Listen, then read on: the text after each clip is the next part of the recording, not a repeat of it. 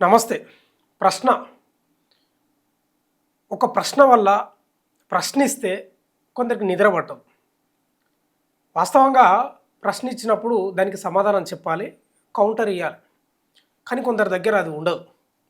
ఉండకపోగా ఏం చేస్తారంటే ట్రోల్స్ చేస్తుంటారు బాగా. అవి ఎట్లా ట్రోల్స్ అంటే భయంకరమైన ట్రోల్స్.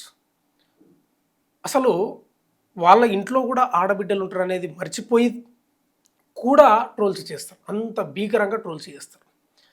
ఈ నెల 14న ధర్నా చౌక్లో కాక్రోచ్ జనతా పార్టీ ఒక నిరసన కార్యక్రమం చేపట్టింది. నీటి ఎగ్జామ్ పేపర్కి సంబంధించి ధర్మేంద్ర ప్రధాన్ రాజీనామా చేయాలని. అక్కడ చాలామంది జర్నలిస్టులు వాళ్ళ వాయిస్ తీసుకోవడానికి వచ్చిండ్రు. అందులో భాగంగా జర్నలిస్ట్ శ్రీనిధి విప్లవశ్రీ కూడా వచ్చింది. అక్కడ వాయిస్ తీసుకుంటుంది. ఆ ఫోటోను ఎవరో దొంగచాటు ఒక ఫోటో తీసుకొని ఈ ప్రశ్నకు సమాధానం చెప్పలేక ఆ ఫోటోను మార్ఫింగ్ చేసి చాలా భయంకరంగా వాడిండ్రు. దాదాపు మీరు చూసే ఉంటారు ఆ ఫోటోను. ఆ ఫోటో ఒకటే కాదు, గతం నుంచి విపరీతమైన ట్రోల్స్ కూడా జరుగుతున్నాయి. ఈ మధ్యనే సోమాజిగూడ ప్రెస్ క్లబ్లో ప్రెస్ మీట్ పెట్టడం, రౌండ్ టేబుల్ సమావేశం పెట్టడం కూడా జరిగింది. తీవ్రంగా ఖండించిండ్రు. అసలు ఎందుకు జరుగుతుంది? ఈ ట్రోల్స్ వెనక వ్యక్తులు ఉన్నారా, వ్యవస్థలు ఉన్నారా? ఇదే అంశం గురించి మనం మాట్లాడదాం. మన ముందు శ్రీనిధి విప్లవశ్రీ గారు ఉన్నారు. హాయ్. హలో అండి. ఎలా ఉన్నారు? ఆఫ్ కోర్స్ నేను బాగున్నా. ఆ ట్రోల్స్ చాలా భయంకరంగా ఉన్నాయి. అది ఎందుకు, ఎలా ఉన్నారు అనేది అడిగింది నేను. అందుకే ఎలా, అసలు ఈ మానసికంగా ఎలా ఉన్నారు మీరు? అసలు నేను స్ట్రాంగ్గా ఉన్నా కాబట్టి అవేమి నన్ను డిస్టర్బ్ చేయలేదు. అయితే అది మీరు చూసిన ట్రోల్స్లో అది చాలా బెటర్ ట్రోల్. ఈ 3 డేస్లో నాకు ఇంకా చాలా కనబడ్డాయి. అవి చూసిన తర్వాత ఇవి మరి ఆ ఫోటో చూస్తేనే మీరందరు ఇట్లా అనుకుంటున్నారు కదా, ఇవి చూస్తే ఎట్లా ఉంటుంది అనేటటువంటి ఆలోచన వచ్చింది. సో ఎట్లయినా నేను ట్రోల్స్ మీద ఫైట్ చేద్దాం అనుకున్నా కాబట్టి మెంటల్గా ముందు నుంచే నేను ప్రిపేర్డ్గా ఉన్నా. సో అది ఎక్కువ నన్ను డిస్టర్బ్ చేయలేదు. అంటే ఇప్పుడు ఈ ట్రోల్స్ వెనక వ్యక్తులు ఉన్నారా, వ్యవస్థ ఉన్నారా? అంటే ఇది నా ఒక్క దాని మీద ఎవరో ఒకరు ర్యాండమ్గా ప్రతిసారి ఎవరో ఒకరు వేరువేరుగా చేస్తున్నారు అంటే వ్యక్తులే ఉన్నారు అని అనుకోవచ్చు. కానీ నా మీద కాదు. దాదాపు మన రాష్ట్రంలో ఉన్న జర్నలిస్టులు, సామాజిక కార్యకర్తల మీదనే కాకుండా దేశవ్యాప్తంగా కూడా చాలా మంది మీద ఆర్గనైజ్డ్గా ఒక ప్యాటర్న్ ప్రకారంగా ట్రోల్స్ అనేవి నడుస్తున్నాయి. కాబట్టి ఒక వ్యక్తి ఉన్నారు, కేవలం వ్యక్తుల వల్ల అవుతున్నటువంటి ట్రోల్స్ ఇవి అనుకుంటే పొరపాటే అవుతుంది. వ్యవస్థాగతంగానే ఈ ట్రోల్స్ అనేది ఒక సంస్కృతిగా ముందుకు తీసుకెళ్ళాలి, లేకపోతే అది విధానపరమైనటువంటి ఒక బాధ్యతగా పార్టీలు భావిస్తున్నాయేమో, ముఖ్యంగా అధికార పార్టీలు భావిస్తున్నాయేమో అనేటటువంటి అనుమానం కూడా కలుగుతుంది ఇవన్నీ గమనించిన తర్వాత. ఇప్పుడు మీరు ప్రశ్నిస్తూ ఉంటారు, మీ వర్షంలో మీరు మాట్లాడుతూ ఉంటారు, ప్రశ్నిస్తూ ఉంటారు. ఆ ప్రశ్నకు వాళ్ళు కూడా మాట్లాడవచ్చు, మీ ప్రశ్నకు సమాధానం చెప్పవచ్చు. అంటే నాట్ ఓన్లీ మీకే అని చెప్తలేను, ఇట్లా ప్రశ్నించే వాళ్ళు ఎవరైనా కానీ ఎందుకు ఈ ట్రోల్స్ చేయడం, ఆ భయంకరమైన పోస్టులు పెట్టడం, వాళ్ళ దగ్గర సమాధానం లేకనా, దేనికోసం అసలు? ఇప్పుడు బేసిక్గా వాళ్ళందరినీ కూడా ఒక రకమైనటువంటి మూఢభక్తి లేదంటే అంధభక్తి అనేది నడిపిస్తూ ఉంటుంది. వ్యక్తి పూజ వల్ల కావచ్చు, లేకపోతే ఒక పార్టీని అమితంగా ఇష్టపడటం వల్ల కావచ్చు, లేకపోతే ఒక మతాన్ని కానీ ఎవరినైనా ఒకరిని అమితంగా ఇష్టపడుతున్నప్పుడు, ఒక ఫ్యాక్టర్ని ఇష్టపడుతున్నప్పుడు దాని మీద ఒక ప్రశ్న వస్తే మనం ఫస్ట్ తట్టుకోలేము. ఈమెవరు అసలు, ఆఫ్టర్ ఆల్ 25 ఏళ్ళు కూడా లేవు, ఈమె నాకు సంబంధించినటువంటి ఒక వ్యక్తిని ఎందుకు ప్రశ్నిస్తుంది, ఈమెకి ఏం అవసరం అసలు అనేది ఉంటుంది. ఒకటి ఇదైతే వాళ్ళు తీసుకోలేకపోవడం ఒకటైతే, ఇంకొకటి ఏంటి, వాళ్ళు ఆల్రెడీ ఆ అంధభక్తిలో మునిగిపోవటం వల్ల రియాలిటీ అనేది వాళ్ళకి అనవసరం, లాజిక్స్ అనవసరం. నీట్ పేపర్ అనేది ఒకటి ఉంది, చాలామంది ఫైట్ చేస్తున్నారు. నీట్ పేపర్ లీక్స్ విషయం కానీ, ఎగ్జామినేషన్ పేపర్ లీక్స్ విషయం కానీ ఫైట్ చేస్తుంటే ఎవరైతే బీజేపీకి ఎవరైతే అభిమానులు ఉన్నారో వాళ్ళందరూ ఈ పేపర్ లీక్స్ అనేవి ఫేక్ అని చెప్పేసి మాట్లాడుతున్నారు. సో ఇది ఎంత హాస్యాస్పదం. కళ్ళ ముందు మనకి స్టాటిస్టిక్స్ చెప్తున్నాయి, గత 12 ఏళ్లలో ఎన్ని పేపర్ లీక్స్ అయినాయి, దాదాపు 80+ పేపర్ లీక్స్ అయినప్పుడు దాన్ని ఫేక్ అని చెప్పేసి ఒక చిన్న పదంతో వాళ్ళు కౌంటర్ చేసేసి ఇంకా ఫేక్ అయినప్పుడు వాళ్ళు ఏం సమాధానం చెప్తారు? ఆల్రెడీ వాళ్ళ బ్రెయిన్స్ లో ఇది ఫేక్ అని చెప్పేసి వాట్సాప్ యూనివర్సిటీ నింపింది కాబట్టి వాళ్ళు ఆన్సర్ చేయకుండా డైరెక్ట్ గా బూతులను తిడుతూ ఉంటారు అన్నట్టు. ఇప్పుడు ప్రశ్నలు ఇక్కడ లోపాలు జరిగినా ప్రశ్నిస్తారు. ఇప్పుడు నీట్ పేపర్ లీక్ విషయంలో ప్రశ్నించినందుకే ట్రోల్స్ జరిగినాయా లేకపోతే గతం నుంచి కూడా ఉన్నాయి మీకు? వాస్తవం గతం నుంచి కూడా చూస్తా ఉన్నాం. ఎందుకు ఈ మధ్యలో ఎక్కువ స్థాయిలో? ఎందుకంటే ఈ మధ్య కాలంలో మీరు జనసేన సైనికులు వాళ్ళు ఎక్కువ ట్రోల్స్ చేస్తున్నారు అనేది వినిపిస్తా ఉంది. ఎందుకు వాళ్ళకు ఒక టార్గెట్గా మారిండ్రు మీరు? అంటే మొదటి నుంచి కూడా దాదాపు నేను జర్నలిజం ఫీల్డ్లోకి వచ్చి కూడా 2 years అవుతుంది. 2 years నుంచి కూడా నేను డే 1 నుంచి అవుట్ రైట్గా ఎవరైతే నీతి లేని రాజకీయాలు చేస్తూ ఉన్నారో వాళ్ళందరినీ క్వశ్చన్ చేసిన. 2 years కంటే ముందు కూడా అంటే జగన్ రాజకీయాలు నడిపిస్తూ జగన్ అధికారంలో ఉన్నప్పుడు కూడా తను చేసినటువంటి లూప్ హోల్స్ మీద నేను మాట్లాడినా.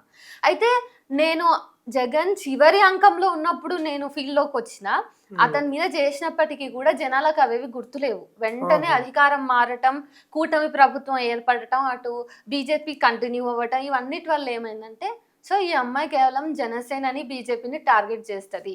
సో ఈమెకి వైసీపీ నుంచి లేదంటే కాంగ్రెస్ నుంచి లేదంటే కమ్యూనిస్ట్ పార్టీల నుంచి లేదంటే క్రిస్టియన్ మిషనరీల నుంచి ఈ అమ్మాయికి నెలకింత ముడుతుంది కాబట్టి ఈ అమ్మాయి మాట్లాడుతుంది అంటారు. సో డే 1 నుంచి నేను చెప్పినట్టుగా బీజేపీ అప్పుడు కూడా అధికారంలో ఉంది కాబట్టి బీజేపీ రాజకీయాల మీద మాట్లాడుతూ వస్తున్నా.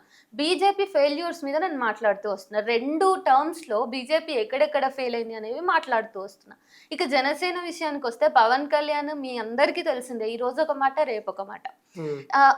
ఒక అంటే వ్యక్తిగతంగా నేను పవన్ కళ్యాణ్ని ఒక సినిమాల పరంగా అభిమానించేటటువంటి ఒక అభిమానిని.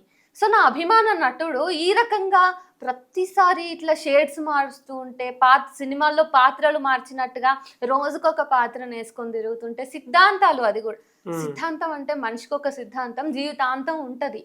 లేదంటే రాజకీయ నాయకులు అనుకోండి, అధికారం కోసం లేదంటే పదవి కోసం వాళ్ళు ప్రతి 5 ఏళ్లకు ఒక సిద్ధాంతాన్ని మాట్లాడతారు. బట్ ఈ వ్యక్తి అట్లా కాదు. పదవి వచ్చిన తర్వాత కూడా మీరు గమనిస్తే రోజుకొక సిద్ధాంతం మారటం ఏంటి, అది ఇంత దిగజారిపోవటం ఏంటి? మేము అక్కడ ఆల్రెడీ తారాస్థాయిలో పవన్ కళ్యాణ్ ఊహించుకుంటాం కదా, ప్రతిసారి రాజకీయాల్లో నేను ఒక బహున్ అన్నట్టుగా చూపిస్తున్నాడు, ప్రూవ్ చేస్తున్నాడు అని చెప్పేసి నా దగ్గర, ఇది నా మాట కాదు, నా దగ్గర పవన్ కళ్యాణ్ అభిమానులు స్వయంగా బాధపడ్డారు. సో అంటే వాళ్ళ కోరిక మేరకే మీరు ప్రశ్నించారా పవన్ కళ్యాణ్? వాళ్ళ కోరికని కాదు, నేను అన్ని ప్రశ్నిస్తున్నట్టుగానే ప్రశ్నించాను. నాకు సంఘీభావంగా వాళ్ళ అభిమానులు కూడా ఉన్నారు అని చెప్తున్నా. సో ఇదంతా దాదాపుగా అందరూ కూడా పవన్ కళ్యాణ్ ఏదైతే ఇట్లా షిఫ్ట్ చేస్తున్నాడో, బట్టలు మార్చుకుంటున్నట్టుగా సిద్ధాంతాలు మారుస్తున్నాడు, తన జన్మస్థలాల్ని మారుస్తున్నాడు, ఏ వేదికకి తగ్గట్టుగా ఆ వేదిక మీద అన్ని అలవోకగా అబద్ధాలు ఆడుతున్నారు. ప్రజలందరికీ తెలుసు అవన్నీ, నేనేం చెప్పాల్సిన అవసరం లేదు. ఇప్పుడు మీరు ఇట్లా ప్రశ్నిస్తున్న క్రమంలో ఇప్పుడు పవన్ కళ్యాణ్ రకరకాల ఆయన చేంజ్ చేస్తూ వస్తున్నాడు కదా, ఇప్పుడు అతన్ని ప్రశ్నిస్తూ ఉంటే మరి ఎందుకు ఈ సనాతన ధర్మానికి ఈమె వ్యతిరేకం అనేది ఎందుకు వచ్చింది అసలు మీ దగ్గరికి? అంటే వీళ్ళ రాజకీయాలు మొత్తం మతాన్ని ఆధారం చేసుకొని ఉంటున్నాయి. వాళ్ళ రాజకీయాలు మతాన్ని ఆధారం చేసుకుంటూ ఉన్నాయి కాబట్టి నేను మతాన్ని అంటున్నానని చెప్పేసి వాళ్ళు. నేను మతాన్ని ఎందుకంటే ఇప్పుడు నేను ఒక హిందూని, నాకు నా హిందూ మతంలో ఏదైనా లూప్ హోల్స్ కనిపిస్తే ఇది ఇట్లా మార్చుకోవచ్చు కదా అని నేను చెప్తే ఎందుకు? ఇప్పుడు ఏమైనా సతీ సహగమనం ఉందా? తీసేసుకున్నాం కదా. కాలాన్ని బట్టి మనం మార్చుకుంటూ మనకు అనుకూలంగా మనం ఈరోజు అడాప్ట్ చేసుకున్నాం. ఇక ఆ లెక్కనంటే మీరు జీన్స్ ప్యాంటు లేకపోతే మీరు మీ ఫార్మల్ డ్రెస్సెస్ వేసుకోవద్దు, నేను ఈ బట్టలు వేసుకోకూడదు. వాళ్ళు కూడా బీజేపీ వాళ్ళు లేకపోతే బీజేపీ అభిమానులు కూడా అప్పుడెప్పుడో చక్రం కాలంలో ఎలాంటి జీవన విధానం ఉండదో అట్లానే బ్రతకాలి కదా. సో అవి మనం మార్చుకోవాల్సినటువంటి వాటిని కోడ్ చేయడం అనేది హిందూ మతానికి వ్యతిరేకంగా అవుతుంది అని అయితే నేను అనుకోలేదు. అండ్ నేను అవసరం ఉన్నప్పుడు మాట్లాడాల్సి వచ్చినప్పుడు ఇతర మతాల మీద కూడా మాట్లాడతాను నా బాధ్యతగా. కానీ వాళ్ళు అవేవి చూడకుండా సాధారణంగానే నేను ఒక హిందువుని కాబట్టి నాకు క్రిస్టియన్ మతంలో ఏం జరుగుతుంది ఇంటర్నల్ గానే తెలియదు. నేను ఆ ఇంటి నుంచి రాలేదు. నేను పోనీ మతం మారానని కొంతమంది ఏదో నిరాధారమైనటువంటి వ్యాఖ్యలు చేస్తారు. కానీ నాకు ఎట్లా తెలుస్తుంది? ఒక ఇస్లాం కుటుంబంలో జరిగేటటువంటి సాంప్రదాయాలు నాకు ఎట్లా తెలుస్తాయి? సో నా చుట్టూ ఉన్నటువంటి వాళ్ళు అంతో ఇంతో కులాన్ని మతాన్ని వదులుకొని వచ్చినటువంటి వాళ్ళే ఉన్నారు కాబట్టి వాళ్ళ ద్వారా కూడా నాకు తెలిసే ప్రయత్నం లేదు కదా. ఇప్పుడు ఈ మధ్యకాలంలో బండి భగీరథ అంశానికి సంబంధించి చాలా మంది ప్రశ్నించిండ్రు. ఖమ్మం ఇష్యూ జరిగింది ఈ మధ్యలో, గౌస్ పాషా అని ఒక అతను. అప్పుడు వీళ్ళంతా ఎందుకు మాట్లాడతలేరని ఫేస్బుక్ లో ఒక ట్రోల్ కూడా జరిగింది. నిజంగా మాట్లాడలేదా మీరు? అంటే ఏదైతే ట్రోల్స్ జరుగుతున్నాయో అప్పటికి నేను విక్టిమ్ తల్లి పక్కన నిలబడి ఉన్నా, విక్టిమ్ తల్లికి లోగో పెట్టి ఉన్నా. అక్కడ నాతో పాటు ఇంకా నలుగురు ఛానల్స్ ఉంటారు. డిజిటల్ మీడియా ఎక్కడ ప్లాట్ఫామ్స్. ఇక్కడ సిటీలో నిమ్స్ హాస్పిటల్. నిమ్స్ హాస్పిటల్ దగ్గర ఓకే. వాళ్ళు ఎప్పుడైతే అంటే మాకు విషయం తెలిసిన తర్వాత మేము ఏంటి విషయం కేవలం ఒక 12 ఏళ్ల బాలికను so and so person Ghouse Pasha అతని పేరు, అతను అత్యాచారం చేశాడు, ఆ తర్వాత ఆ పాపను తోసేశాడు, ఇంత మాత్రమే చెప్పినాను అనుకోండి, ఇంతే ఇన్ఫర్మేషన్ నాతో ఉన్నప్పుడు నేను ఏం చెప్పగలుగుతా. అండ్ వార్తాపత్రికలు కూడా అంతే తప్ప ఇంకేం వేయలేదు మొదటి రోజు. మెల్లగా 1-2 days తర్వాత దానికి సంబంధించిన నిజానిజాలు బయటకు రావడం, అసలు ఆ అంశం ఎట్లా వెలుగులోకి వచ్చిందనే విషయం తెలిసినాయి. అది తెలిసినప్పుడు ఖమ్మం వెళ్ళాలని అనుకున్నప్పుడే మాకేం తెలిసింది అంటే లేదు విక్టిమే ఇక్కడికి వస్తున్నారు అని తెలిసింది. వాళ్ళు వస్తున్నారు అంటే వాళ్ళు రీచ్ అయ్యేలోపు మనము వెళ్దామని చెప్పేసి నేను ఇంకా 2-3 డిజిటల్ మీడియా జర్నలిస్టులు కలిసి వెళ్ళాము. నాకు తెలిసి మీ ఛానల్ నుంచి కూడా అక్కడ ఉన్నారు అనుకుంటా. అంటే వీళ్ళు కోరుకున్నది ఏంటంటే మీరు మైకు పెట్టడం కాదు, మీ వాయిస్ వినిపించాలి నేను అనేది అది కోరుకున్నట్లు అనిపిస్తా ఉంది. మాట్లాడినా నేను ఎందుకు మాట్లాడాను మరి ఎందుకు అట్లా పెట్టాల్సి వచ్చింది అంటే వాళ్ళు ఏం చూడరు. యాక్చువల్ గా ఆ విక్టిమ్ తల్లి దగ్గరికి వెళ్ళే కంటే ముందు కూడా నేను ఫేస్బుక్ లో పోస్ట్ చేసిన. సో కొంచెం మీరు విమర్శించాలనుకుంటే విమర్శ చేయండి, అయితే అది మీరు బూతుల సంస్కృతినే మీరు వినియోగిస్తారు, అది కూడా ఓకే. కానీ మీరు కనీసం చేసే ముందు ఫేస్బుక్ ప్రొఫైల్ ఒకటి, దీనికి ఒక ఛానల్ ఏడ్చి వచ్చింది కదా, దీన్ని ఒకసారి చూద్దాము అది ఏమైనా పెట్టిందా లేదా అనేది ఉండాలి కదా. ఆల్రెడీ అక్కడ వీడియో భయమేమో మరి మీరు ఏం పోస్టులు చేసిండ్రు అంటే నా వీడియోస్ చూడడానికి భయపడతారు. నా వీడియో చూడడానికి అడ్డం వచ్చే భయము నన్ను బూతులతో తిట్టడానికి రాదా?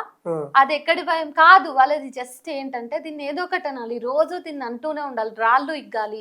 ఈ 4 days నుంచి కూడా ఎన్ని అంటున్నారు. ఇప్పుడు నేను ఇక్కడ కూర్చున్నానా, ఇంతకు ముందు కెమెరా ఆన్ కంటే ముందు కూడా ట్రోల్స్ వస్తున్నాయి నా మీద దారుణంగా. నేను ఈ రోజు ఒకటి చూసాను, ఒక ట్రోల్. నేను చీర కట్టుకొని ఉన్నా, చాలా మంచిగా చీర కట్టుకొని అంబేద్కర్ పుస్తకం చదువుతున్న టైంలో దిగిన ఫోటో అది. చాప మీద కూర్చుని ఉంటా.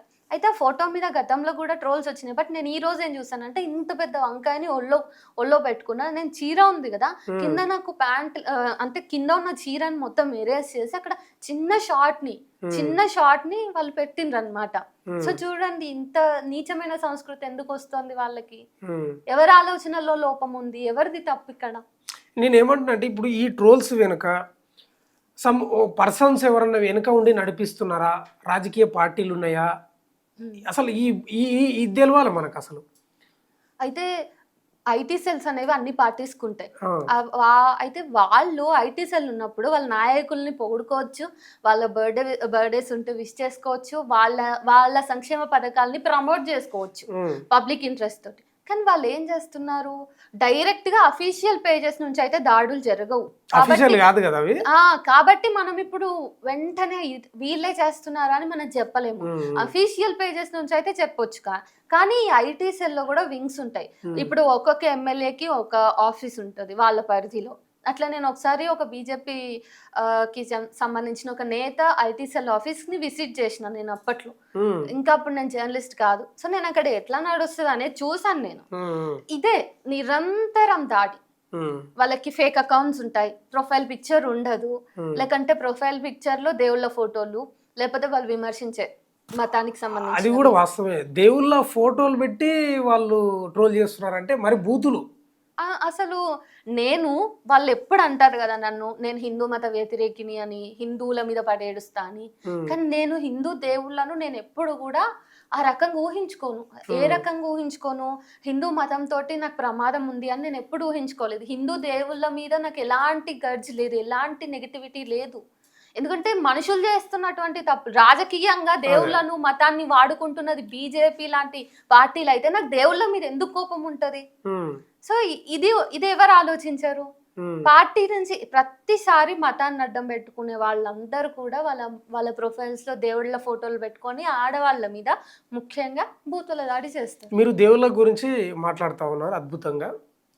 సనాతన ధర్మాన్ని నాశనం చేస్తుంది మీలాంటి వాళ్ళే అని వాళ్ళ ప్రశ్న కదా. సనాతన ధర్మాన్ని ఎవరు నాశనం చేస్తున్నారు? అయోధ్య రామ మందిర నిర్మాణము అంత హిస్టారికల్ గా చెప్పుకుంది కదా బీజేపీ పార్టీ. మరి ఆ నిర్మాణం కింద కూడా ఆ నిధులను కూడా దుర్వినియోగం చేస్తూ వాటి మీద కూడా స్కామ్ చేసినటువంటి పరిస్థితి ఉంది. అది ఎవరు చేసిర్రు? కట్టర్ సనాతన హిందుత్వవాదులే చేసిర్రు కదా. అక్కడ ఉన్నటువంటి హిందువులే చేశారు కదా. అండ్ లడ్డూ వివాదం ఎవరు చేశారు? అసలు హిందూ మత కేంద్రంగా ఇంత పెద్ద ఎత్తున వివాదం నాలాంటి వాళ్ళు ఎవరైనా చేస్తారా? మాకు హిందువుల మీద పడేయడటమో, హిందూ మతాన్ని ఎండగట్టడమో మా పనా? కాదు. మాకు చాలా పనులు ఉంటాయి పొద్దున్న లేస్తే. చాలా ఇప్పుడు బండి భగీరథ్‌ది ఏదైతే ఇష్యూ జరిగిందో అట్లా జరిగే అంశాలు ఉంటాయి. లేకపోతే పొలిటికల్‌గా ఇప్పుడు రేవంత్ రెడ్డి ఉన్నాడు. రైతులను పట్టించుకోవట్లేదు. ఆ అంశం మీద నేను మాట్లాడాలి. లేకపోతే పాలమూరు బస్తీ అని చెప్పేసి ఒక బస్తీ ఉంది. వాళ్ళకి ఇండ్లు లేవసలు. వాళ్ళు చిన్న చిన్న 3, 4 అడుగుల జాగాలో బ్రతుకు మొత్తం ఈడుస్తున్నారు. పిల్లల్ని అక్కడే కంటున్నారు. అదే కిచెన్ అంతా అదే అయినప్పుడు బాత్రూమ్‌కి వాళ్ళ ఇంటికి తేడానే లేనటువంటి పరిస్థితుల్ని కదా నేను రిపోర్ట్ చేయాలి. నాకు అన్ని పనులు ఉన్నప్పుడు కేవలం హిందూ మతం మీద పడేయడమే నా పని ఎట్లయితది? ఎవరు చేసిండ్రు? లడ్డు వివాదం అయితే నేను చేయలేదు. లడ్డు వివాదం చేసినటువంటి వ్యక్తి ఐఎమ్ అనపలాజెటిక్ సనాతన హిందూ అనే ఏదో చెప్పుకున్నాడు. మరి ఎవరు ప్రమాదకరం? హిందూ మతానికి ఎవరు ప్రమాదకరం? అంటే ఇప్పుడు ఈ ట్రోల్స్ ఎందుకు వచ్చినాయి? హిందూ మతానికి వ్యతిరేకము అనేది, అంటే ఈ లెఫ్టిస్ట్ భావాలు ఎక్కువ ఉంటాయి మీకు అనేది ఒక వాదన కూడా ఉంది. వాళ్ళందరిని అడుగుతాను నేను ఏదైనా పార్టీలో కానీ, ఏదైనా సంఘంలో కానీ, విద్యార్థి సంఘంలో అయినా ఎక్కడైనా నేను ఎన్రోల్ చేసుకొని ఉంటే దానికి సంబంధించిన ఏమైనా డాక్యుమెంట్స్ నాకు ఇవ్వండి. ఆ తర్వాత నేను కమ్యూనిస్ట్‌నో లేకపోతే ఇంకేదో కాంగ్రెసీనో ఏదో మీరు నన్ను లేబుల్ చేయండి. అదేం లేదే. మతం మీద నేను ఎందుకంటే నేను మతం వల్ల వచ్చేటటువంటి నిర్బంధం మీద మాట్లాడతా. మతం తాలూకు మహిళల మీద ముఖ్యంగా ఉన్నటువంటి అణచివేత మీద మాట్లాడతా కదా. ఇవి మాట్లాడినంత మాత్రాన నేను పని కట్టుకుని విమర్శిస్తున్నట్టు కాదే. పితృస్వామ్య వ్యవస్థ మతం బలంతో ఉన్నది కదా, దాన్ని ఎండగడతా నేను. సో ఇవి మాట్లాడినా నేను డైరెక్ట్ గా మతం మీద ఎప్పుడూ లేదే. ఈ మధ్య కాలంలో ఫేస్బుక్ లో మీరు యాక్టివ్ ఉంటారు. నాకు తెలిసి ఒక 1 వీక్ అనుకుంటున్నా. ఎందుకో మీరు పోస్ట్ చేయట్లేదు, ఏంది? ఎందుకు కారణం ఏంది? ఒక 4 days అదే ఈ ఇష్యూ ఎప్పుడైతే ఈ మార్ఫ్ ఎప్పుడైతే జరిగిందో ఆ తర్వాత నేను పోస్ట్ చేయలేదు. ఎందుకంటే ఫేస్బుక్ ఓపెన్ చేస్తే నేనే కనిపిస్తున్నా. ఫేస్బుక్ ఓపెన్ చేస్తే నేనే కనిపిస్తూ ఉంటే నాకు ఎట్లా రెస్పాండ్ అవ్వాలో అర్థం కాలేదు. చాలా ట్రోల్స్ అయితే అలవాటు అయ్యాయి. ట్రోల్స్కి నేను అలవాటు పడ్డా కానీ స్టాండ్ విత్ విప్లవశ్రీ అనే దానికి నేను అలవాటు పడలేదు. అన్న ఎట్లా రియాక్ట్ అవ్వాలి? ఒకవేళ నేను వాళ్ళకి రిప్లై ఇవ్వకపోతే వాళ్ళేమనుకుంటారు, రియాక్ట్ అవ్వకపోతే వాళ్ళేమనుకుంటారు, లేదంటే వాళ్ళు నన్ను సపోర్ట్ చేస్తున్నారు కదా, వాళ్ళు ఏ విషయాల్లో సపోర్ట్ చేస్తున్నారు, నన్ను నేనేమైనా మార్చుకోవాల్సి ఉందా? వాళ్ళు సపోర్ట్ అయితే చేస్తున్నారు, బట్ నేను ఏమైనా చేంజ్ చేసుకోవాలా? నేను ఇంకా ఎఫెక్టివ్ జర్నలిస్ట్గా మారడానికి ఇంకా ఏం చేయొచ్చు? అట్ ద సేమ్ టైం నేను చాలా రోజుల నుంచి యాంటీ ట్రోల్స్ మీద వర్కౌట్ చేస్తున్నా, ఒక క్వాలిటేటివ్ రీసెర్చ్ చేస్తున్నా. ఆ రీసెర్చ్ కి సంబంధించి కార్యాచరణను ప్రకటించే ముందే నాకు ఈ మార్ఫింగ్ అనేది ఇప్పుడు ఈ ట్రోల్స్ రావడంతోనే మీరు రీసెర్చ్ చేస్తున్నారు? లేదు, చాలా నెలల క్రితం నుంచి నేను చేస్తున్నటువంటి బ్యాక్గ్రౌండ్ వర్క్ అది. నా మీద ఒకవేళ ఈ మార్ఫింగ్ రీజన్ అయితే నా మీద జరుగుతున్న ట్రోల్స్ కి సంబంధించిన మెటీరియలే నాతో ఉంటది. కానీ కాదు, దాదాపుగా ట్రోల్స్ ఎదుర్కొంటున్నటువంటి వాళ్ళకి సంబంధించిన screen shots, video URL links ఇవన్నీ నా దగ్గర ఉన్నాయి. సో నేను చాలా రోజుల నుంచి నాకు ఈ విషయంలో స్పెషల్గా వర్కౌట్ చేయడానికి నాకంటూ ఒక టీం ఉంది. మేము మా ఆఫీస్ టీం కాదు, నాకంటూ ఒక టీం ఉంది. మేము ఆలోచన చేసుకున్నాం, మేము ఎట్లా చేస్తే వీటిని ఎదుర్కోవచ్చు, లేదంటే ట్రోల్స్ రహిత సమాజాన్ని ఎట్లా తయారు చేసుకోవచ్చు అనే దానికి కొంచెం ప్రణాళిక రాసుకొని ఉన్నాం. అది అనౌన్స్ చేయాలి. నేనే నా కేంద్రంగా నడవకూడదు. ఈ స్టాండ్ విత్ విప్లవశ్రీ అనే దానికి నేను అగేన్స్ట్ అన్నట్టు. ఎందుకు స్టాండ్ విత్ హర్ అనే కాల్ నేను ఆల్రెడీ నిన్న ఆ పోస్ట్ తోటే నేను మాట్లాడడం స్టార్ట్ చేసిన ఫేస్బుక్ లో. మొన్న రౌండ్ టేబుల్ సమావేశంలో మాట్లాడిన తర్వాత ఇంకా మొత్తం నేను మాట్లాడతాను ఇంకా అన్నట్టుగా డిసైడ్ అయ్యి సోమాజిగూడలో కూడా రౌండ్ టేబుల్ సమావేశం జరిగింది. చాలా మంది అటెండ్ అయ్యారు, బాగా మాట్లాడిండ్రు. ఎట్లా అనిపించింది ఆ మద్దతు? ఏమనిపించింది మీకు? మద్దతు నేను ఎక్స్పెక్ట్ చేయలేనంత మద్దతు వచ్చింది. నేను ఒకరి పేరు చెప్పి వదిలేయడానికి లేదు. అందరి పేర్లు, అంత ముఖ్యమైనటువంటి పేర్లు, వాళ్ళందరి ప్రేమ మద్దతు నాకు అంత బలాన్ని ఇచ్చింది నిజం చెప్పాలంటే. సో నేను ఎక్స్పెక్ట్ చేయలేదు కదా. నేను ఆదర్శంగా తీసుకునేటటువంటి వాళ్ళందరూ నాకు మద్దతునిచ్చారు. అక్కడికి మొన్న రౌండ్ టేబుల్ సమావేశానికి వచ్చినటువంటి వాళ్ళలో కొంతమంది నాకు క్లాస్ చెప్పిన వాళ్ళు కూడా ఉన్నారు జర్నలిజంలో. ఎగ్జాంపుల్ ప్రొఫెసర్ నాగేశ్వర్ సరే. సో నేను క్లాస్ విన్నా ఆయనది. ఇట్లా నాకు చాలా ఆశ్చర్యంగా, ఆనందంగా అని అనిపించింది. అయితే రౌండ్ టేబుల్ సమావేశాలని నెక్స్ట్ టైం నుంచి మనం పెట్టేటప్పుడు కొంచెం జాగ్రత్తగా ఉండాలి అనేది కూడా అనిపించింది. దేనికి? ముందు నుంచి నాకు ఇది ఉన్న అభిప్రాయమే. ఎందుకంటే మనం రౌండ్ టేబుల్ సమావేశం నిర్వహించిన తర్వాత ట్రోలర్స్ ఎవరైతే ఉన్నారో వాళ్ళు అలర్ట్ అయ్యి వాళ్ళు ఏం మాట్లాడుకుంటున్నారు వాళ్ళది వాళ్ళు అంటే ఇంకేంటి ఎవ్రీ మంత్ వాళ్ళలాగా కాదు. ఎవ్రీ మంత్ మనం కంటిన్యూస్‌గా మనం కూడా ప్రెస్ మీట్లు పెడదాం. మనం కూడా రౌండ్ టేబుల్ సమావేశాలు పెడదాం అని చెప్పేసి వాళ్ళు కార్యాచరణ చేసుకుంటున్నారు. మనం మాట్లాడుకుంటాం కదా, ఇట్లా మనం ఎదుర్కోవచ్చు అని చెప్పేసి వాళ్ళు కొత్త రకంగా ట్రోల్స్ చేయడానికి వాళ్ళకి ఇదంతా మెటీరియల్ మనమే ఇస్తున్నాము అనేటటువంటిది నాకు అనిపించింది. ఇలాంటి మీటింగ్స్ జరిగినప్పుడు ఇలాంటి మీటింగ్స్ పెట్టే కంటే ముందు నా అభిప్రాయం ఏంటంటే ఫస్ట్ ఒక క్లోజ్డ్‌గా మీటింగ్ జరగాలి. మీడియా ఉండకూడదు. నేను ఒక జర్నలిస్ట్ అయ్యి ఉండి కూడా మీడియా ఉండకూడదు అని చెప్తున్నా. సో మీ కెమెరాని రావద్దు అంటున్నానంటే నా కెమెరా కూడా రాదు అని నేను భరోసా ఇస్తున్నాను. ఓపెన్‌గా జరగకుండా ఫస్ట్ క్లోజ్డ్‌గా నేను వేసుకున్న ప్రణాళిక అని చెప్పా కదా, ఎన్నో నెలల నుంచి మేము పనిచేస్తున్నామని. అందులో ఉన్నటువంటి మేము పెట్టాలనుకున్న మీటింగ్ ఇది. అయితే ఈ మీటింగ్ పెట్టే కంటే ముందు నేను వీడియో డాక్యుమెంటేషన్ అది చేద్దాం అనుకున్నా కొంతమందితో. అది ఇంక్లూజివ్‌గా కేవలం మహిళల విషయంలోనే కాక పురుషులు కూడా ట్రోలింగ్‌ని ఎదుర్కొంటున్నారు కదా, వాళ్ళవి కూడా నేను సేకరించి పెట్టినాను అన్నట్టు. క్లోజ్డ్‌గా జరగాలి. వాళ్ళు పంచుకుంటారు. ఒక సైకాలజిస్ట్, ఒక అడ్వకేట్, ఒక పోలీస్ ఆఫీసర్ వీళ్ళ సమక్షంలో ఆ క్లోజ్డ్ మీటింగ్ అనేది జరిగినప్పుడు మనం ఎట్లా ఎదుర్కోవచ్చు, లేకపోతే ఇంకా ఇందులో ఉన్నటువంటి చాలా అంశాలని తెలుసుకోవడానికి అవకాశం ఉంటుంది. ఇప్పుడు ట్రోలర్స్‌కు ఒక ఆయుధం కాదా? మాకు భయపడి వాళ్ళు పబ్లిక్‌గా రౌండ్ టేబుల్, ప్రెస్ మీట్ పెడతలేరు. మాకు భయపడి అని వాళ్ళకు ఒక ఆయుధం కాదా? లేదు, ఇప్పుడు ఎవరి వ్యూహం వాళ్ళది. వాళ్ళు లోపట ఉండి ఎన్ని వ్యూహాలు రాసి ఈ రోజు బయట ఈ బూతుల్ని జల్లుతున్నారు. మనం బూతుల్ని చూస్తున్నాం కానీ ఆ బూతుల వెనక వాళ్ళు సంవత్సరాల పాటు వాళ్ళ అధికారాన్ని ముందుకు తీసుకువెళ్ళడానికి వ్యూహ రచన చేసిర్రు కదా, చేసి ఉంటారు కదా. సో దాన్ని మనం మనకేమైనా చెప్పి చేస్తున్నారా వాళ్ళు? ప్రెస్ మీట్ పెడితే ఏ ఆవేశంలో మనం ఏమైనా మాట్లాడవచ్చు, కానీ వాళ్ళకి ఇవి టూల్స్ అవుతున్నాయి కదా, వాళ్ళకు ఉపయోగకరంగా మన ప్రెస్ మీట్లు, మన రౌండ్ టేబుల్ సమావేశాలు ఉండకూడదు కదా అని అనిపించింది. అంటే రహస్యంగా వాళ్ళ పంతాలు రహస్యంగా అవసరం లేదు. ఇప్పుడు ఇంటర్నల్ మీటింగ్స్ అనేవి అందరూ పెట్టుకునేవే. ఇప్పుడు బీజేపీ ఏదైనా మీటింగ్ పెట్టింది, లేదంటే ఆర్ఎస్ఎస్ ఏదైనా మీటింగ్ పెట్టింది అనుకోండి, మనని అలో చేస్తారా? అందరిని అలో చేస్తారా? పోనీ సభ్యులనే అలో చేస్తారు. ఎవరికైతే సభ్యత్వం ఉంటుందో వాళ్ళనే అలో చేస్తారు. ఇప్పుడు మనం ఇక్కడ కన్సర్న్డ్ పర్సన్స్ ని కలిసి కూర్చుని మాట్లాడుకుంటున్నప్పుడు అది ఖచ్చితంగా సమాజానికి నష్టం చేస్తుంది, ఒక డెమోక్రాటిక్ స్పేస్ లేకుండా చేస్తుంది, సమాజాన్ని ఒకవైపు వాదనలే కనిపించేలాగా ప్రజాస్వామికమైనటువంటి వాదనలు అసలు వినిపించకుండా చేస్తోంది అంటే అది సమస్య నాది కాదు, అది సమాజాని సమస్య. దాన్ని తీర్చడానికి మనం క్లోజ్డ్ మీటింగ్స్ పెట్టుకుంటే తప్పేముంది? వాళ్ళకు భయపడి కాదు, అది భయపడినట్టు కాదు, అది ఎంత మాత్రము కాదు. ఇప్పుడు మీరు జర్నలిజం కు వచ్చే టైంలో సమాజంలోకి పబ్లిక్ లైఫ్లోకి వస్తే ఇట్లా ఉంటుందని మీకు ఏమైనా తెలుసా? అసలు ఇట్లా విమర్శలు వస్తాయి, ట్రోల్స్ జరుగుతాయని అసలు తెలుసా? తెలిసే వచ్చిండ్రా? తెలుసు.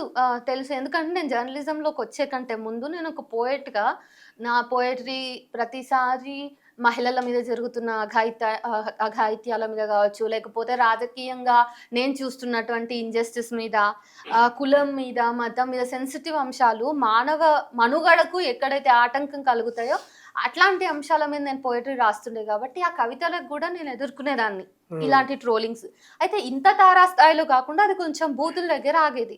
జర్నలిజంలోకి వచ్చాక ఇది శృతి మించుతుంది అని తెలుసు. గతంలో కూడా మనం చూడొచ్చు, యాక్టర్స్ కి సంబంధించిన ఫోటోలు మార్ఫ్ అయిపోయినాయి, డీప్ ఫేక్ అయిపోయింది.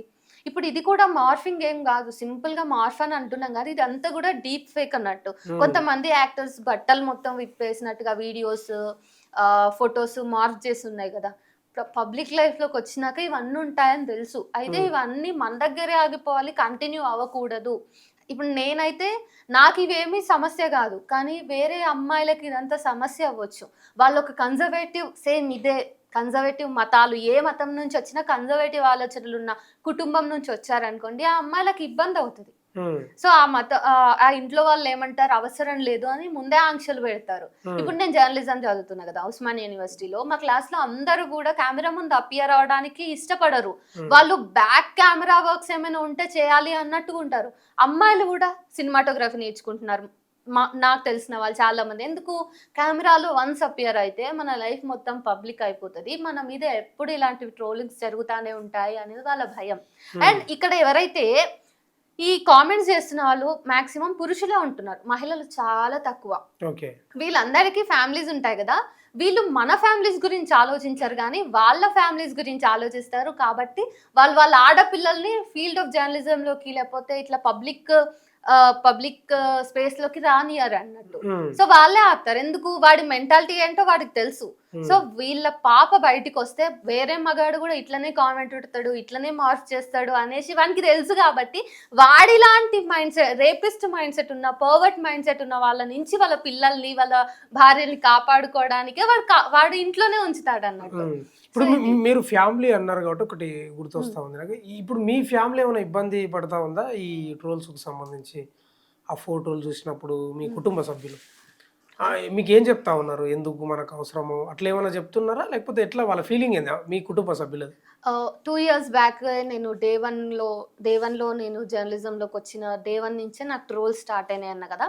అప్పుడు మా మమ్మీకి అందరూ లింక్స్ పంపించి డెలీట్ చేయమను, ఎందుకు పెట్టింది, కామెంట్స్ బ్యాడ్గా ఉన్నాయి, కనీసం కామెంట్స్ అయినా డెలీట్ చేయమను అని చెప్పేసి మా మమ్మీని బ్రెయిన్ వాష్ చేసిండ్రు అన్నట్టు. ఆ రోజు నేను మా మమ్మీతోనున్నా, మా ఊర్లో ఉండి మా మమ్మీతో ఉన్నప్పుడు మా మమ్మీ నాకు చూపిస్తే, చూడు నాని అంటే, అందరిని వదిలేసే, నేను ఎందుకు చేశాను నాకు తెలుసు, నేను చేయాల్సిన అవసరం ఉంది, ఇకపైన కూడా అవి చేస్తా, నువ్వు వాటికి అలవాటు పడు అని చెప్పింది నేను. సో మా మమ్మీ ఈ రోజు జరిగిన మార్ఫ్ ఫొటోస్ ఇవన్నీ ఉన్నాయి కదా, మీరు ఒకసారి గమనిస్తే నా ఫేస్బుక్ ప్రొఫైల్లో మా మమ్మీ లవ్ రియాక్షన్ ఇచ్చింది మీకు కనిపిస్తుంది. అప్పటి మా మమ్మీని మెంటల్ గా మా మమ్మీని ప్రిపేర్ చేసే వరకు మా మమ్మీ నేను బ్లాక్ లో పెట్టిన. ఆ తర్వాత నా సోషల్ మీడియా హ్యాండిల్స్ అన్నిట్లో మా మమ్మీని, మా రిలేటివ్స్ ని, మా ఫ్యామిలీని అన్బ్లాక్ లో పెట్టిన. అయితే రిలేటివ్స్ లో చాలా మంది నెగిటివ్ గానే ఉంటారు, అయినా కానీ వాళ్ళు ఏమన్నా అని వాళ్ళు దగ్గరుండి మా మమ్మీకి లింక్ పంపి, ఇగో ఇన్ని బూతులు ఉన్నాయని చెప్పినా మా మమ్మీ డిస్టర్బ్ అవ్వకుండా ఆమె నేను స్ట్రాంగ్ చేసిన. సో నేను ఇంట గెలిచి రచ్చగెలుస్తున్నా అనేది గుర్తు చేస్తున్నా. మీ వయసు చాలా చిన్నదే, ఎందుకు సమాజంపై ఏమైనా మక్కువ ఉందా మీకు? ఎందుకు అంత అద్భుతంగా మాట్లాడగలుగుతారు, ప్రశ్నించగలుగుతారు? అది ఎట్లా సాధ్యమైంది? మీ వయసు చూస్తేనే చాలా చిన్న వయసు, ఎట్లా సాధ్యమైంది కదా? నేను మైనర్గా కూడా ఉండనప్పుడు నేను ఒక జెండా మోయాల్సి వస్తే, నేను ఒక పార్టీ కోసం పనిచేయాల్సి వస్తే అప్పుడు కూడా మీరు ఇదే క్వశ్చన్ అడగాలి. సో నేను ఇంకా మేజర్ కూడా అవ్వకముందు, నేను మైనర్గానే ఉన్నప్పుడు రాజకీయాలు నాకు పరిచయం అయినాయి. నా కుటుంబం రాజకీయంగా ఉంది కాబట్టి కావచ్చు, ఇతర కారణాలు అవ్వచ్చు, కానీ నేను ఎప్పుడు చూస్తూ ఉండలేదు. చిన్నప్పటి నుంచి పుస్తకాలు చదువుతూ ఉండటం, రాస్తూ ఉండటం, టీవీ చూడకపోవడం, అంటే సినిమాలు ఎంటర్టైన్మెంట్కి సంబంధించినవి ఏవి చూడకపోవటం, కేవలం పుస్తకాల వల్లనే నేను ఇట్లా ఆలోచిస్తున్నానేమో అని కూడా అనిపిస్తుంది. సో మైనర్గా ఉన్నప్పుడే పార్టీలో మన రూపురేఖలు, విధి విధానాలు అవి ఎట్లా పనిచేస్తాయో అనేది నాకు అర్థమైంది. ఆ తర్వాత మెల్లమెల్లగా అయితే అవి తెలిసినా కానీ నేను అప్పటికప్పుడు నిర్ణయం తీసుకునేంత స్పేస్ నాకు ఉండేది కాదు. ఎప్పుడైతే నేను మేజర్ అయ్యానో ఆ తర్వాత ఇంట్లో నుంచి వచ్చిన తర్వాత ఒకటి నేను ఆలోచిస్తున్నా.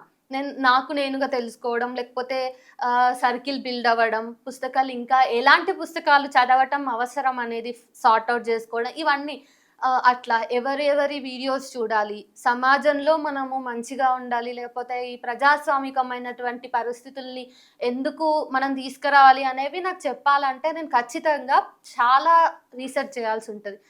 సో అట్లా డే బై డే ఒక్క రోజుతో వచ్చింది. అంటే పుస్తకాల పురుగు అంటున్నారా మీరు? చిన్నప్పటి నుంచి చదివేదాన్ని. అయితే నేను ఫస్ట్ చదివింది కూడా మళ్ళీ గీతా మకరందము, రామాయణము, ఆదిత్య హృదయము, ఇవంతా కూడా సంస్కృతం పుస్తకాలు అన్నట్టు. అక్కడి నుంచి మొదలు ప్రతిరోజు ఖచ్చితంగా భగవద్గీతలో 20 శ్లోకాలైనా చదవకుండా నేను ఉండేదాన్ని కాదు. ఇట్లా మొదలైంది. పాకెట్ భగవద్గీత అని ఉంటది. ఆ భగవద్గీత ఎప్పుడు నేను జేబులో పెట్టుకుని తిరిగేదాన్ని. బస్సులో ఉన్నప్పుడైనా చదువుకునే అంత కమిటెడ్ రీడర్ నుండే నేను అప్పుడు. అయితే ఇంట్లో ఆ వాతావరణం ఉంది కాబట్టి ఆ పుస్తకాలని దాటి నేను చదవలేదు. కానీ ఎప్పుడైతే నేను సాహిత్యంలో ఇంట్లో ఉండి రాసుకోవడం కాకుండా సాహిత్య ప్రపంచంలో తిరుగుతున్నాను, ఫేస్బుక్లో యాక్టివ్ అయ్యాను, 2018 నుంచి సాహిత్య సమూహాలను కలుస్తూ ఉన్నాను. అప్పటి నుంచి నా పర్స్పెక్టివ్స్ అనేవి ఒక రూపంని తెచ్చుకుంటూ ఉన్నాయి. ఒక 2023 లేదా 2022 అప్పటికి పూర్తి స్థాయిలో నాకు కొంచెం అవగాహన కలిగింది ఈ సమాజం మీద. ఓకే, అంటే మీరు కవి రచయిత్ర, చిన్నప్పటి నుంచి మీకు ఆ భావజాలం అంటే పుస్తకాలు చదవడం అనేది. ఇప్పుడు ఈ ట్రోలర్స్ గురించి మనం మొదట్లో మాట్లాడినాం. వాళ్ళపై ఏమైనా లీగల్గా యాక్షన్ తీసుకునే అవకాశం ఏమైనా అట్లా ఆలోచిస్తున్నారా ఏమన్నా మీరు? అంటే ఏం చేయదలుచుకున్నారు సార్? ట్రోలర్స్కి ఎట్లా సమాధానం చెప్పాలనుకుంటున్నారు? ఇది చాలా పెద్ద అంటే మీరు ఈ ప్రశ్న అడిగితే నేను సరైన సమాధానం కూడా చెప్పగలనో లేదో. ఎందుకంటే నా సమాధానం మళ్ళా ఆ ట్రోలర్స్ మీద, ఈ వ్యవస్థ మీద డిపెండ్ అయ్యి ఉంటది. నేను మీకు ఏం ఆన్సర్ చెప్పినా నా ఆన్సర్‌కి వ్యతిరేకంగా సమాజంలో జరిగితే దానికి నేను బాధ్యురాలిని కాదు. ఓకే. లీగల్‌గా ఏమైనా చేయొచ్చా అని అన్నారు కదా! నాకంటే ముందు సీనియర్స్ ఉన్నారు. ఉమ్, వాళ్ళందరూ పోలీస్ స్టేషన్‌కెళ్లారు. సజ్జనార్ గారిని కలిసారు. ఇంకా వాళ్ళ పరిమితుల్ని బట్టి లేపోతే వాళ్ళకున్నటువంటి కాంటాక్ట్స్‌ని బట్టి చాలా మందిని వాళ్ళు ఆల్రెడీ అప్రోచ్ అయ్యిండ్రు. ఉమ్, కానీ ట్రోలర్స్ ఎంతమంది దొరికిండ్రు అనేది సమస్య. ఎందుకు? ఒక 5 ఏళ్ల క్రితం నా సీనియర్ జర్నలిస్ట్ లేదా సీనియర్ సామాజిక కార్యకర్త మీద జరిగినటువంటి ట్రోల్ చేసినటువంటి బ్యాచే ఈ రోజు నా మీద కూడా వాళ్ళే చేస్తున్నారు అంటే చర్యలేమన్నా తీసుకున్నారా? అదే బ్యాచా?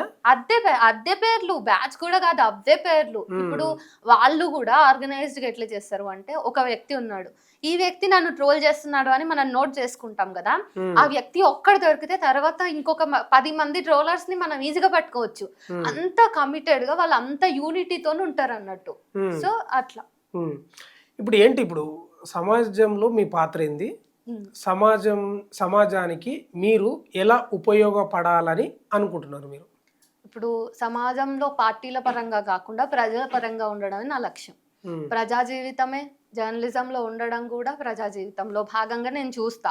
ఎందుకు? నేను ఎఫెక్టివ్ జర్నలిస్ట్ గానే ఉండాలనుకుంటున్నా.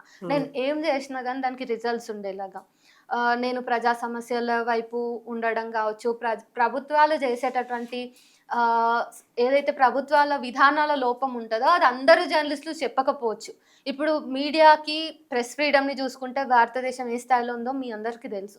సో ఇక్కడ ఫ్రీడమ్ ఆఫ్ మీడియా, ప్రెస్ అనేది లేదు.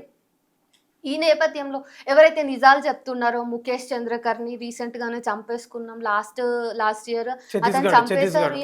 ఛత్తీస్గఢ్ కి సంబంధించిన వ్యక్తి గౌరీ లంకేష్ మీ అందరికి తెలుసు. ఇట్లా పెద్ద లిస్ట్ ఉంది నా దగ్గర, జర్నలిస్టులు నిజాలు చెప్పినందుకు చావుకు గురైన వాళ్ళు. సో ఈ నేపథ్యంలో ఇంత ప్రమాదకర రాజకీయ పరిస్థితులలో జర్నలిస్ట్ గా ఉంటూ నిజాలను చూపించడం అనేది అత్యంత కష్టమైనటువంటి పని. ఎందుకు? కేవలం జర్నలిస్ట్లైనా ఒక స్టాండప్ కమీడియన్ కునాల్ కమ్రా మీద చేసినటువంటి చర్యలు కావచ్చు, లేకపోతే సింగర్ ఒక అమ్మాయి ఉన్నారు నేహా సింగ్ రాథోడ్ అని, ఆమె ఒక పొలిటికల్ సెటైరికల్ గా సాంగ్స్ ని ర్యాప్ చేసి పాడితే ఆమె మీద కేసులు అవ్వటం. 14 ఏళ్ల చిన్న అబ్బాయి పేరు అశ్వామిత్ గౌతమ్. సో వీళ్ళందరూ ఏంటి? వీళ్ళు కేవలం జర్నలిజమే చేశారా? జర్నలిజం చేశారా? కాదు, వాళ్ళ అభిప్రాయాల్ని పంచుకున్నారు. దానికి కళని వేదికగా చేసుకున్నారు. స్టాండప్ కామెడీ ఒక కళే, పాట ఒక కళే. సో అట్లనే జర్నలిజం కూడా ఈరోజు ప్రమాదంలో ఉంది. ఎవరైనా ఇంత నిజాలు చెప్తారో లేదో నాకు తెలీదు. వాళ్ళకి భయాలు ఉండొచ్చు, కుటుంబం అనే ఎమోషన్ ఉండొచ్చు, వాళ్ళ పరిధులు వాళ్ళకు ఉంటాయి, వాళ్ళ ఛానల్కి సంబంధించిన లైన్ కావచ్చు. బట్ నాకు అలాంటి ఆంక్షలు ఏమీ లేవు కాబట్టి నేను ఒక ట్రూ జర్నలిస్ట్గా ఉండడానికి నా దగ్గర పరిస్థితి ఉంది. సో నేను అట్లానే ఉండాలనుకుంటున్నాను. Okay, thank you very much. ఇది ఈ ట్రోలింగ్ జరుగుతున్న అంశం గురించి, తన యొక్క లక్ష్యం గురించి. భవిష్యత్తులో నిజం మాట్లాడే జర్నలిస్టుగా, వాస్తవాలను చెప్పే జర్నలిస్టుగా భయపడేది లేదు. దేశంలో ఏం జరుగుతుంది, రాష్ట్రంలో ఏం జరుగుతుంది, అది నిక్కచ్చిగా భవిష్యత్తులో నా వాయిస్ వినిపిస్తాని చాలా బలంగా చెప్తా ఉంది శ్రీనిధి విప్లవశ్రీ గారు. చూస్తూనే ఉండండి మన తొలి వెలుగు.